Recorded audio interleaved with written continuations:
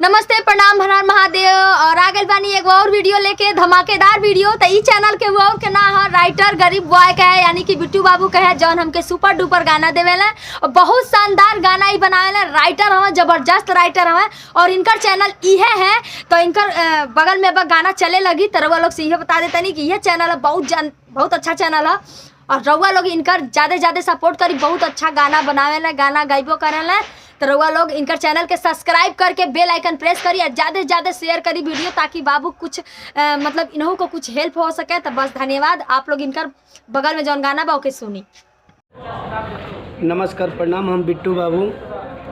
जैसे कि भौजी हमारा बारे में बतौली है, हमार घर बिहार सिवान जिला है और हम एगो बहुत ही गरीब फैमिली से बिलोंग करीला।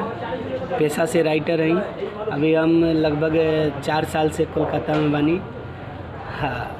ऐसन आदमी बानी कि हमके घर भी नसीब नहीं होला।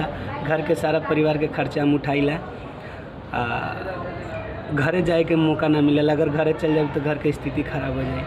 यही से भौजी हमके आइडिया दिली एगो चैनल बनावे के। अब चैनल बनैले बानी और रउरा लोगन के प्यार चाहिए। कुछ दिन पहले भौजी का हम एगो गाना लिखले रहनी, सैड सॉन्ग रहे, भाव रहे ओकर कुछ ऐसे कि तोहरा बिन जी न सकीले ऐसन लट धराइला। हाँ बोलो ये बेदर्दी काहे हमके बिसराइला। बोलो ये बेदर्दी काहे हमके बिसराइला। तोहरा बिन जी न सकीले ऐसन लट धराइला। बोलो ये बेदर्दी काहे हमके बिसराइला। बोलो ये बेदर्दी काहे हमके बिसराइला। अरे सपना देखा के असर धरा के हमारा के पगला दिहला। कौन करनवा ये बेवफा जिंदगी में अगिया लगा दिहला।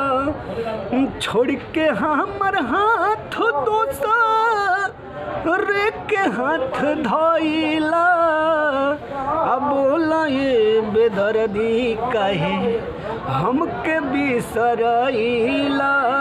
बोलो ये बेदर्दी काहे हमके बिसराइला। बहुत ही एक बढ़िया वीडियो बनल बा और रउरा लोग हमरो के भी सपोर्ट करी भौजी लेखा और आशीर्वाद दी। और जाते जाते सबसे पहले 10 जोड़ के भौजी के फिर से प्रणाम करतनी।